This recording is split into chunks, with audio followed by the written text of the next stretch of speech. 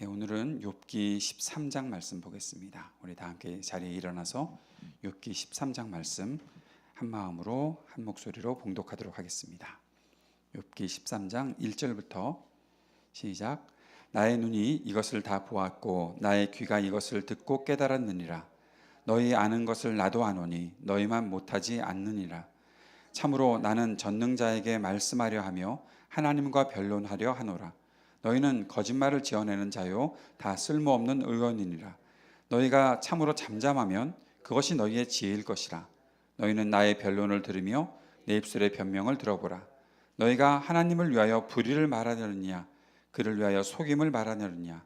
너희가 하나님의 낯을 따르려느냐 그를 위하여 변론하느냐. 하나님이 너희를 감찰하시면 좋겠느냐 너희가 사람을 속임같이 그를 속이려느냐. 만일 너희가 몰래 낯을 따를진대 그가 반드시 책망하시느니 그의 존귀가 너희를 두렵게 하지 않겠으며 그의 두려움이 너희 위에 임하지 않겠느냐. 너희의 격언은 재 같은 속담이요 너희가 방어하는 것은 토성이니라. 너희는 잠잠하고 나를 버려두어 말하게 하라. 무슨 일이 닥치든지 내가 당하리라. 내가 어찌하여 내 살을 내 이로 물고 내 생명을 내 손에 두겠느냐. 그가 나를 죽이시리니 내가 희망이 없노라. 그러나 그의 앞에서 내 행위를 아뢰리라. 경건하지 않은 자는 그 앞에 이르지 못하리니 이것이 나의 구원이 되리라. 너희들은 내 말을 분명히 들으라. 내가 너희 귀에 알려줄 것이 있느니라. 보라, 내가 내 사정을 진술하였거니와 내가 정의롭다 함을 얻은 줄 아노라. 나와 변론할 자가 누구이랴. 그러면 내가 잠잠하고 기운이 끊어지리라. 오직 내게 이 두 가지를 행하지 마옵소서. 그리하시면 내가 주의 얼굴을 피하여 숨지 아니하오리니 곧 주의 손을 내게 대지 마시오며 주의 위엄으로 나를 두렵게 하지 마실 것이니이다. 그리하시고는 주는 나를 부르소서. 내가 대답하리이다. 혹 내가 말씀하게 하옵시고 주는 내게 대답하옵소서. 나의 죄악이 얼마나 많으니이까. 나의 허물과 죄를 내게 알게 하옵소서. 주께서 어찌하여 얼굴을 가리시고 나를 주의 원수로 여기시나이까. 주께서 어찌하여 날리는 낙엽을 놀라게 하시며 마른 건부를 뒤쫓으시나이까. 주께서 나를 대적하사 괴로운 일들을 기록하시며 내가 젊었을 때에 지은 죄를 내가 받게 하시오며 내 발에 착고를 채우시며 나의 모든 길을 살피사 내 발자취를 점검하시나이다. 나는 썩은 물건의 낡아짐 같으며 좀 먹은 의복 같으니이다. 아멘. 우리 주님의 말씀입니다. 자리에 앉겠습니다. 13장부터 우리가 12장부터 우리가 시작해서 함께 말씀을 계속 보고 있는데 12장부터 욥이 이제 엘리바스, 빌닷 그리고 소발 이 세 사람의 친구들이 욥에게 와서 공격했던 일들, 너 죄 때문에 이러한 고난을 당하는 거다라고 그렇게 신랄하게 비판했던 일들에 대해서 욥이 계속해서 변론하고 있었는데 이제 12장부터 14장까지는 그 변론의 1차 마무리를 하고 있는 것입니다. 이제 1라운드가 끝났습니다. 세 사람이 공격했고 거기에 한 사람 한 사람 반박하다가 소발의 발언과 함께 이제 욥이 말하는 이제 1라운드가 끝났고 15장부터 이제 화요일부터 시작할 텐데 우리가 그때부터 다시 2라운드가 또 진행이 되겠죠. 그러한 가운데서 욥이 변론하다가 오늘 12장부터 시작해서 무엇인가 계속해서 말하고 있는데 그 변론은 결국 단순히 친구들에게만 변론하는 것이 아니라 이것이 하나님께 대한 변론이다라는 사실들을 우리가 계속 보게 됩니다. 그러다가 오늘 20절에부터는 이제 기도가 갑자기 터져 나오는 것들을 보게 되는 것이죠. 나와 변론할 자가 누구이랴 19절에서 그러면 내가 잠잠하고 기운이 끊어지리라 라고 하면서 하나님께 내가 따질 것이 있고 무엇이 옳은지 또 무엇이 지금 이곳에 있는 모든 의미가 무엇인지를 하나님께 묻고 하나님께 대답을 들어야 되겠다라고 했던 욥이 계속 그 말을 하다가 갑자기 20절에 오직 내게 이 두 가지를 행하지 마옵소서 하면서 기도가 나오고 있는 것입니다. 성경을 읽다 보면 무엇인가 선포하고 있는 메시지 또는 뭔가 사람들에게 알려주고자 하는 교훈을 말하다가 갑작스럽게 기도가 나오는 그런 경우들이 있습니다. 이사야서에서도 그랬고 또 사도 바울이 말하는 것 속에서도 그렇고, 사도 바울은 뭐 사람들에게 교훈을 말하다가 갑자기 하나님을 찬송하는 그런 고백도 하지 않습니까? 그것을 보면 결국 사람들을 가르치고 있는 것 같지만, 사람들에게 뭔가 할 말이 있어서 하고 있는 것 같지만, 그 모든 행위들이 하나님 앞에서 하나님께 드리고자 하는 나의 마음, 하나님께 내가 무엇을 어떻게 행해야 되는지를 하나님께로부터 알고 그 뜻을 행하고 있는 것을 보게 된다는 것이죠. 단순히 사람들에게 말하다가, 단지 사람들에게 자기가 하고 싶은 말을 하다가 갑자기 그런 찬송이 흘러나오고 또 기도가 나오겠습니까? 모든 것이 하나님을 향해 있기 때문에 지금 하나님께 향해서 갑자기 기도가 나올 수도 있다는 것이죠. 오늘 그 사실 하나만 가지고서도 우리의 마음속에 이러한 교훈과 또 이러한 마음들을 가졌으면 좋겠다라는 생각을 해봅니다. 그것은 단지 내가 사람만 상대한다고 생각하지 말고, 무슨 일을 하든지 내가 내 할 일만 한다고 생각하지 말고, 이 모든 것이 내가 하나님 앞에서 하고 있는 것입니다 라는 그 마음가짐을 가지고 살았으면 좋겠다라는 것입니다. 사람에게 무엇인가 이야기를 하더라도, 친구와 좋은 교제의 시간을 갖는다고 하더라도, 그 모든 것이 내가 하나님 앞에서 하고 있다는 생각들을 가지고 있었으면 좋겠다는 것이죠. 하나님과 아무런 상관없이 지내고 있는 삶에서 갑자기 하나님을 향해서 기도가 나올 수 있겠습니까? 갑자기 하나님을 향해 찬송이 나올 수 있겠습니까? 물론 그럴 수 있는 사람도 있겠죠. 그럴 수 있는 사람도 있겠죠. 그러나 내 자신이 하나님 앞에서 살아가고 있습니다 라고 말할 수 있는 사람이 되어야 자신의 어떠한 삶의 과정에서도, 어떠한 삶의 상황에서도 하나님께 내 마음을 돌이킬 수 있다는 것을 우리가 알게 되는 것이죠. 브로더 로렌스라는 사람, 로렌스 형제라고 알고 있는 사람, 하나님의 임재 연습이라는 아주 그 짧은 책을 우리가 아마 많이들 보셨을 것 같은데요. 혹시 안 보셨으면 오늘 빨리 알라딘에 주문해서 알라딘 선전하는 건가? 그럼 다른 데 주문해서 하여튼 로렌스 형제의 하나님의 임재 연습이라는 책을 꼭 한번 읽어보셨으면 좋겠습니다. 수도원에서 그는 주방에서 일하던 사람이었습니다. 그는 달걀 후라이를 하다가도 이 모든 것이 하나님의 임재 속에 있다는 사실을 알고 하나님을 찬양하고 하나님의 임재를 고백했던 사람입니다. 언제나 그랬습니다. 언제나 그렇게 살아가고 있었던 사람의 모습을 보여주고 있습니다. 우리는 어떠한가요? 하나님 앞에 내가 있다고 생각하나요? 심지어는 예배의 자리에 들어가서도 하나님 앞에 있다는 생각보다는 내가 뭔가 그 만족을 누려야 되고, 내가 뭔가 더 좋아해야 되고 하는 그러한 마음들을 가지고서 예배를 하고 있지는 않습니까?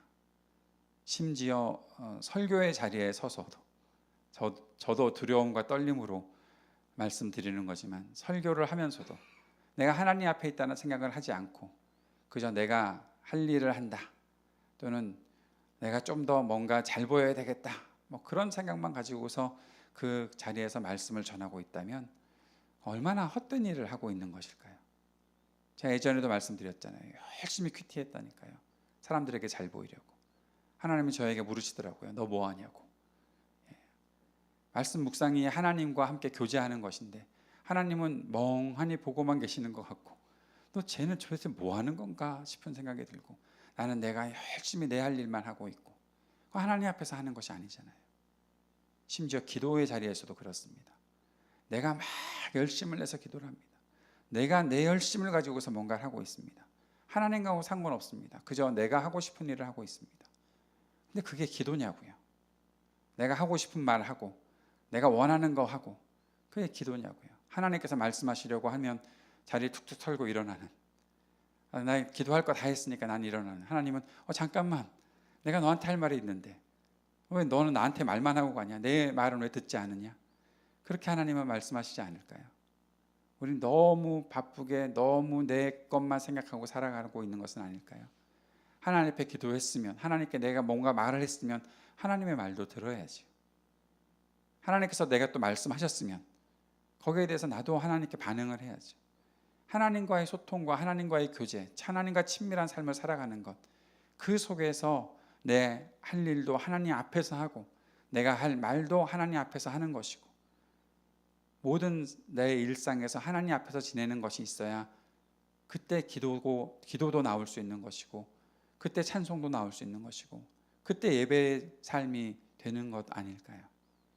오늘 저는 욥이 친구들과 변론하면서 또 하나님께 따지겠다고 하면서 갑자기 어느 순간 기도를 쏟아놓고 있는 것을 보면서 결국 이 사람은 정말 하나님 앞에 있는 사람이구나라는 생각을 먼저 해보게 되는 것입니다. 사랑하는 여러분, 여러분의 삶에 어떤 순간이든지 늘 하나님 앞에서의 삶을 놓치지 마시기를 바랍니다. 그게 돼야 되는 겁니다. 그게 이루어져야 되는 겁니다. 그 확신을 가지고 우리가 살아가야 한다는 것입니다. 오늘 1절에 보니까 욥이 이렇게 친구들에게 말하고 있습니다. 나의 눈이 이것을 다 보았고 나의 귀가 이것을 듣고 깨달았느니라. 그리고 2절에 너희 아는 것을 나도 아노니 너희만 못하지 않으니라. 욥이 몰라서 친구들이 계속 욥을 공격하고 있는데 욥이 모르는 것 아니라니까요. 앞에서도 말씀드렸었지만 욥도 인과응보 안다니까요. 하나님께서 순종하는 사람들에게 복을 주시고 불순종하는 사람들에게 벌을 주신 분이라는 거 욥도 안다니까요. 욥이 몰라서 그랬겠습니까? 욥이 잘 알고 있었기 때문에 자신이 온전하게 살려고 그렇게 노력했고 발버둥 쳤고 자기 자녀들을 온전하게 키우려고 했던 그런 마음이 욥에게 있었다는 것을 욥도 그래서 알고 있다니까요. 하나님에 대한 지식 친구들보다 더 잘 알고 있는 사람일 수도 있다니까요. 왜냐하면 그렇게 온전하게 살려고 했던 사람이었기 때문에. 근데 어디 와서 친구들이 계속 욥이 모르는 것처럼 그렇게 말하느냐라고 얘기하고 있는 것입니다. 그래서 3절에 참으로 나는 전능자에게 말씀하려 하며 하나님과 변론하려 하노라. 너희들 말 내가 모르는 거 아니야. 내가 지금 너희들에게 따질 것 없어. 아니, 그렇게 안 할래.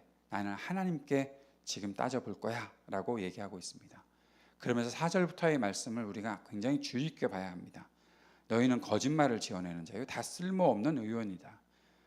너희가 참으로 잠잠하면 그것이 너희의 지혜일 것이다. 여러분, 입 다물고 있으면요 절반 정도는 갑니다. 말했기 때문에 반도 못 가는 거고 마이너스가 되는 거예요. 그러니까 이 말을 할까 말까 그러면 어떻게 하는 게 좋아요? 안 하는 게 나아요. 목사는 꼭 안 그러잖아요. 할까 말까 해놓고 꼭 하잖아요. 제가 그러는 것 같기도 하고. 할까 말까 그래놓고 안 해야 되는데 말까라는 생각을 했었으면 안 해야 될 이유가 있다는 거잖아요. 그런데 그거를 꼭 말했다가 실수하는 경우들이 참 많지 않습니까? 너희가 잠잠하면. 이전까지 그들이 정말 지혜로운 사람이었던 것 같아요. 근데 말했기 때문에 지혜가 다 없어진 거예요. 왜요? 그들이 갖고 있는 지식이 잘못된 거 아니라니까요. 그리고 그들이 너무나 잘 알고 있다니까요. 하나님의 광대하심을 선포했던 이들, 하나님의 정의와 공의를 선포했던 이들, 하나님께서 회개하는 자에게 용서해 줄 것이라고 했던 사람들, 이 사람들이 가지고 있는 건 정말 참된 복음이고 은혜라니까요. 그런데 하나님의 그 놀라우신 은혜와 영광을 자기들 나름대로 생각해서 욥이라는 사람에게 엉뚱하게 적용하고 있으니까 그들이 어리석은 자가 되어버린 거예요. 여러분, 우리가 지혜롭게 살아가야 되는 것을 어떻게 살아가야 되는지 이 친구들을 통해서 우리가 잘 배웠으면 좋겠습니다. 우리가 갖고 있는 지식이 좋은 것이고 선한 것이고 정말 아름다운 것이고 가치 있는 것입니다. 그런데 그것을 어디다 써야 하는지 잘 알아야 되는 거죠. 제가 예전에 지혜에 대해서 정의해 드렸어요. 지혜가 뭐라고요? 지혜는 지식을 활용하는 능력이라고요. 우리가 많은 것을 배웠을 겁니다. 교회 30년, 40년 다녔으면 더군다나 모태신앙으로 살아왔으면 얼마나 많은 것을 배웠겠습니까? 주일 말씀만 하더라도 얼마나 많이 들었겠어요. 그런데 그것을 다 가지고 있더라도 활용하지 않으면 지혜가 없는 사람이죠. 활용한다는 것은 무엇입니까? 적재적소에 아주 적절한 때에 잘 맞추어서 그것을 활용할 수 있어야 되는 거죠. 그런데 여기에 굉장히 중요한 원리가 하나 있습니다. 그것은 사람을 알아야 한다는 것입니다. 사람을 모르고 그 사람에 대해서 전혀 모르고 그냥 내가 갖고 있는 것만 막 쏟아 넣으면 그건 어리석은 것이 될 수도 있어요. 사람을 잘 알아야 된다는 거죠. 제가 존경하는 설교자 중에 한 분은 어떤 교회에서 설교를 하게 되면 그 교회가 어떠한 교회인지 또 그곳에 있는 사람들이 어떠한 분들인지 좀 알아보기도 하고 사람들과 이야기해 보기도 하고 그리고 나서 설교를 준비하거나 또 설교를 시작하신다는 그런 말씀도 합니다. 왜냐하면 사람을 알아가는 것이 중요하기 때문에 그런 거죠. 그분들에게 청중들에게 정말 필요한 메시지를 잘 전달하기 위해서 그런 것이죠. 그것이 없이 그냥 내가 하고 싶은 말만 한다면 그것은 누군가는 그것을 듣고서 좋아할 수도 있겠지만 또 어떤 사람들은 전혀 아닌 경우도 있잖아요. 물론 기본적으로 우리가 알고 있는 것은 하나님께서 모든 것 가운데 역사하신다는 것을 우리가 인정하고 있어야 하는 것은 맞지만 그러한 내가 할 수 있는 노력이 있다면 그렇게 노력할 수 있는 기회가 있다면 그런 노력들을 해야 되는 거 아닐까요? 근데 우리가 그러한 지혜를 발휘하기가 쉽지가 않습니다. 너희가 참으로 잠잠하면 그것이 너희의 지혜일 것이니라. 이 말씀을 우리가 잘 되새겨 드려야 할 것 같습니다. 6절에 너희는 나의 변론을 들으며 내 입술의 변명을 들어보라. 이제 내가 말하는 것 들어보라라고 이야기하고 있습니다. 그런데 7절부터 또 한 번 다시 우리에게 그 경종을 울리는 메시지가 있습니다. 너희가 하나님을 위하여 불의를 말하느냐 그를 위하여 속임을 말하느냐. 하나님을 위하여 불의를 말한다? 이런 이상한 이야기가 어디 있습니까? 하나님을 위해서 불의를 말한다고요? 이것이 무엇인가 하면 하나님을 옹호한다고 하면서 왜 잘못된 것들을 말하느냐라는 것을 지금 말하고 있는 거예요. 근데 그런 경우들이 간혹 나타납니다.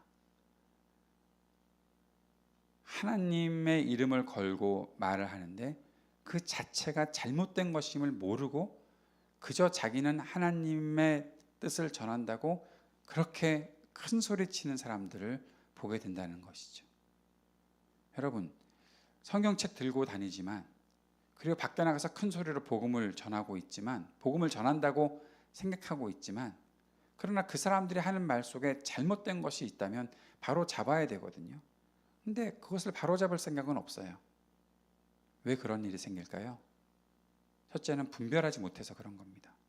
뭐가 진짜 진리인지 몰라서 그런 겁니다. 하나님이 무엇을 가르쳐 주셨는지 몰라서 그런 겁니다. 다시 말하면 성경을 몰라서 그러는 거예요. 성경에서 무엇을 말하고 있는지 그 성경을 우리가 어떻게 해석해야 되는지 모르고 그냥 가져다가 막 쓰는 거예요. 가져다가 막 쓰는 거예요. 그러니 잘못된 종말론이 나올 수도 있는 것이고 그리고 온갖 이상한 것들이 나올 수도 있는 것이고 구약 개론 시간에도 말씀을 드렸지만 어떤 성경은 알레고리컬하게 해석을 해야 되는 성경이 분명히 있어요. 풍의적으로 해석해야 되는 것들이 있어요. 그렇지 않으면 해석하기가 너무 어려워지는 것들이 있다는 겁니다. 그런데 어떤 것에 대해서는 그냥 막 문자적으로만 해석하려고 하고 성경도 글 쓰는 이들을 하나님께서 사용하셔서 글을 썼기 때문에 어떤 것에 있어서는 비유법이 있을 수도 있고 어떤 때는 과장법이 있을 수도 있고 여러 가지 문학적인 기교들이 다 들어가 있거든요. 하나님이 그런 것 모든 것들을 사용하셨거든요. 그것들을 잘 해석해서 알고 공부하고 연구해서 정리하고 그 속에서 복음을 전할 수 있고 말씀을 전할 수 있어야 되는데 그런 것들에 대해서 전혀 알지 못하고 그냥 문자만 가져다가 막 쓰는 거예요. 그러니까 잘못된 일들을 전하고 있는 것이죠. 길에서 복음 전도하시는 분들을 저는 존경하고 또 그분들의 하는 일들을 늘 격려하고 늘 감사하고 있습니다. 그런데 때로는 그 중에는 굉장히 잘못된 일들을 전하는 사람들도 있어요. 그래서 사람들을 혼돈에 빠뜨려요. 왜 그럴까요? 하나님을 옹호한다고 하지만 잘못된 지식들을 가지고 계속해서 전하고 있는 거예요. 제대로 해석하지 못하고 전하는 거예요. 우리가 잘 배워야 됩니다. 이 욥의 친구들이 갖고 있었던 지식들, 정말 좋은 것들이었을지 모르지만 결국에는 그들은 하나님을 불의하게 만들어 버리고 있는 거예요. 하나님이 불의한 분처럼 생각하게 만들어 버리고 있는 거예요. 그래서 욥이 이렇게 말하고 있어요.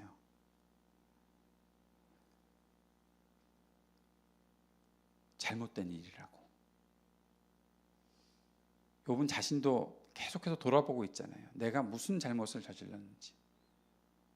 내가 잘못했다면 하나님께 벌을 받는 것이 마땅하지만 지금까지 내가 이렇게까지 하나님으로부터 벌을 받는다고 생각할 만큼 고통을 당하는 일에 이유가 전혀 없는데 그것에 대해서 전혀 아무것도 생각하지 않고 그냥 공격하고 있는 그들을 보면서 욥이 이런 말을 하고 있는 것이죠. 너희의 격언은 재 같은 속담이요 너희가 방어하는 것은 토성이다. 무슨 말을 하는지 모르겠다라고, 너희들이 정말 헛된 말을 하고 있다라고 욥이 계속 말하고 있는 것입니다. 그래서 욥이 13절부터 너희는 잠잠하고 나를 버려두어 말하게 하라. 무슨 일이 닥치든지 내가 당할 것이다. 내가 다 감수하겠다. 내가 지금 하나님 앞에 서 있다라는 것을 말하고 있는 거죠. 14절은 내가 어찌하여 내 살을 내 이로 물고 내 생명을 내 손에 두겠느냐. 그가 나를 죽이시리니 내가 희망이 없노라. 그러나 그의 앞에서 내 행위를 아뢰리라. 이 말씀 뭔가 하면 내가 정말 죽을 각오를 하고 하나님과 변론해 보겠다라는 말을 하고 있는 것입니다. 하나님과 단판 지어 보겠다라는 거예요.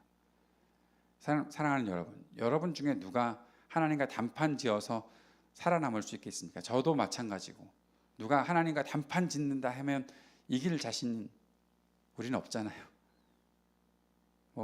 짤막한 한 며칠만 돌아봐도 내가 하나님을 이길 자신이 없잖아요. 근데 욥은 지금 그래, 내가 혹시 죽는다고 치자. 그래도 내가 하나님께 물어봐야 되겠다. 하나님께 여쭈어야겠다. 하나님의 소리를 내가 들어야겠다. 그 단호함들을 가지고서 주님 앞에 나가겠다라고 말하고 있습니다. 그가 나를 죽이시리니 내가 희망이 없노라. 그러나 그의 앞에서 내 행위를 아뢰리라. 하나님께서 정말 내가 아무것도 찾지 못해, 나는 도저히 찾을 수 없었던 죄 때문에 나를 이렇게 고통스럽게 하신 거라면 그 앞에서 내가 죽을 수밖에 없겠지. 그러나 나는 내 행위를 하나님께 아뢰리라 라고 말하고 있습니다. 욥이 믿음 없는 사람 아닙니다. 욥이 하나님을 모르는 사람 아닙니다. 16절에 경건하지 않은 자는 그 앞에 이르지 못하나니 이것이 나의 구원이 되리라.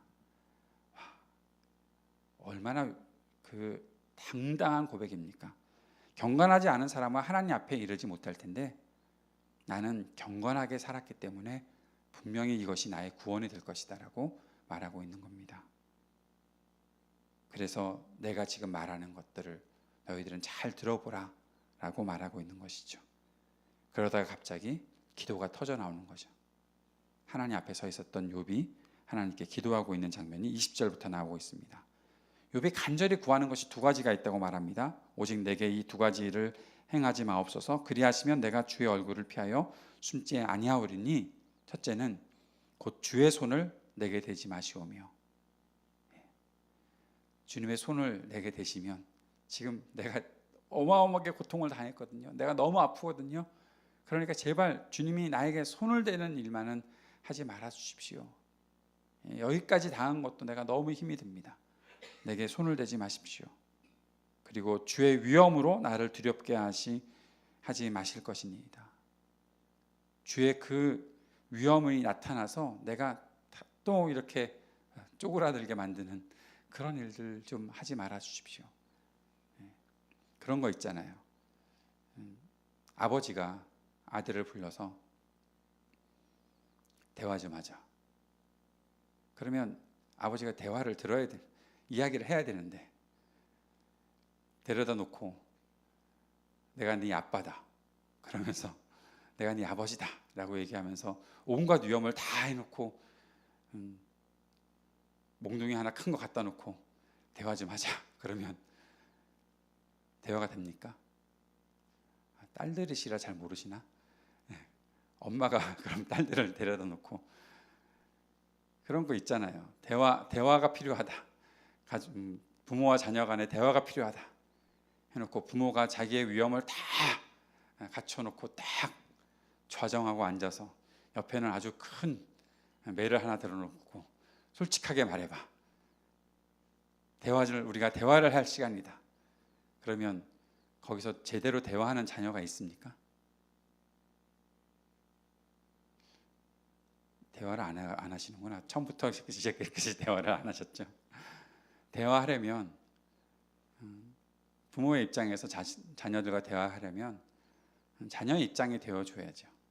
그리고 자녀가 보는 눈으로 함께 볼 수 있는 그런 마음을 가져야죠. 이야기하라고 해놓고 너 하고 싶은 이야기 다 해봐 해놓고서 한마디 지금 입을 뗐는데 그거는 뭐뭐뭐뭐 하고 한 10분 정도 떠들고 그러면 자녀가 멍하니 있고 그래 놓고 말하죠. 너 왜 할 말을 다 하라고 하는데 말을 하지 않니?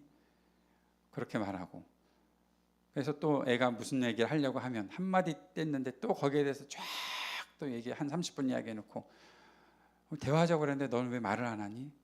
그런 부모가 있다니까요. 욥이 지금 그러한 자녀의 입장에서 부모에게 말하는 것을 이렇게 먼저 이야기하고 있는 겁니다. 하나님, 내가 두 가지만 구하겠습니다. 하나는 손대지 마십시오. 그리고 또 하나는 그 위험으로 나를 두렵게 하지 마십시오. 그래야 내가 말할 수 있지 않겠습니까? 내가 하나님 앞에 내가 다 쏟아놓고 말할 수 있지 않겠습니까? 나를 부르시고 내가 대답하겠습니다. 혹 내가 말씀하게 하옵시고 주는 내게 대답하옵소서. 예. 그런데 욥에게 이런 신앙이 있다는 것 자체가 참 놀라운 일 아닙니까? 하나님께서 내게 오셔서 그 위엄과 영광을 다 내려놓으시고 내게 가까이 오셔서 나와 대화하실 수 있는 분, 하나님께서 내게 어떤 벌을 내리시겠다라고 말씀하시는 것이 아니라 내 음성을 듣고 내 소리를 듣고 너의 이야기를 내가 들어볼 수 있다라고 그런 하나님이시라는 사실을 욥이 알고 있다는 것이 너무 놀라운 신앙이라는 것이죠. 여러분은 하나님을 어떤 분으로 생각하고 계십니까? 하나님이 그 크신 영광과 위엄으로 우리를 괴롭히시거나 우리를 두렵게 하시거나 우리를 불꽃 같은 눈동자로 보시면서 너 실수 하나만 해봐라 내가 가만 안 둔다, 그런 식으로 하나님이 나를 이렇게 꽉 조이시는 그런 분이신가? 그렇게만 혹시 하나님을 생각하십니까? 아니요. 하나님은 우리에게 다가오셨던 분이고 우리의 소리를 들으시는 분이고 우리에게 마음을 열고 우리를 안아주시는 분이시고 우리가 무슨 말을 하든지 다 들으시는 분이 바로 우리 하나님이시라는 것을 욥이 우리들에게 가르쳐주고 있는 것이죠. 욥이 그 다음부터 23절부터 이렇게 말을 하죠. 나의 죄악이 얼마나 많으니까 내 허물과 죄를 내게 알게 하옵소서. 욥이 지금 내가 죄인입니다라는 것을 인정하는 것이 아니고요, 내가 이만큼 고통을 당했다면 내 친구들의 말대로 내가 정말 이렇게 죄가 많은 사람입니까? 그렇다면 나에게 알려주십시오. 내가 무슨 잘못을 했는지 알려주십시오 라고 말씀하고 있는 거죠. 그리고 주께서 어찌하여 얼굴을 가리시고 나를 주의 원수로 여기시나이까. 욥은 하나님의 침묵 자체를 이렇게 갑갑해하고 있었던 것입니다. 혹시라도 나를 원수처럼 취급해서 나에게 귀를 기울이지 않으시고 내게 얼굴을 보이지 않으시는 거 아닙니까? 라고 그렇게 말하고 있습니다. 그리고 계속 그 기도가 이어지고 있는 것이죠. 사랑하는 여러분, 오늘 우리가 하나님을 어떻게 생각하고 있는지, 내가 하나님 앞에 서 있는지 우리 자신들을 한번 돌아보는 그런 시간이 되었으면 좋겠습니다. 이 시간 기도하시면서 주님, 내가 주님을 향해서 내가 어떠한 마음을 가지고 살아왔는지 내게 좀 다시 나를 비춰주십시오. 욥의 모습들을 보면서 나 자신을 다시 새롭게 볼 수 있도록, 나를 성찰할 수 있도록 주님 나를 도와주십시오. 성령께서 내 안에 오셔서 나의 부족함들, 내가 그동안 어리석었던 것들 깨우치게 하시고 돌이키게 해주십시오라고 기도했으면 좋겠습니다. 우리가 주님의 도우심을 받아서 나 자신을 제대로 알 수 있어야, 그래야 우리가 고칠 수 있는 것이죠. 하나님께서 우리 자신들을 보여주시는 것은 우리를 무너뜨리려고 하시는 것이 아니라 우리가 고칠 수 있도록 기회를 주시는 것입니다. 그래서 내 자신의 모습 속에 부족한 부분들이 있었다면 그 사실들을 주님 앞에 다시 한번 고백하고 주님께서 나를 어떻게 고치시든지 주님의 은혜로 나를 새롭게 해주십시오라고 간구할 수 있도록 하시는 것이고, 내가 너희가 와서 너의 음성을 듣고 있다, 너의 소리를 듣고 있다, 내가 너와 친밀한 관계를 유지하기를 원한다, 주님께서 그렇게 우리를 불러주시고 초대하시는 것입니다. 오늘 우리가 그 은혜를 누렸으면 좋겠습니다. 그렇게 우리를 인도해 주실 주님 앞에 우리 간절히 기도하며 나아가고, 또 우리 교회를 위해서, 또 내일 주일을 위해서 함께 기도하고, 6월 9일에 있을 우리 논산 훈련소의 집회를 위해서도 함께 기도하는 시간 계속 가지고 주님 앞에 우리가 간구했으면 좋겠습니다. 함께 기도드리겠습니다.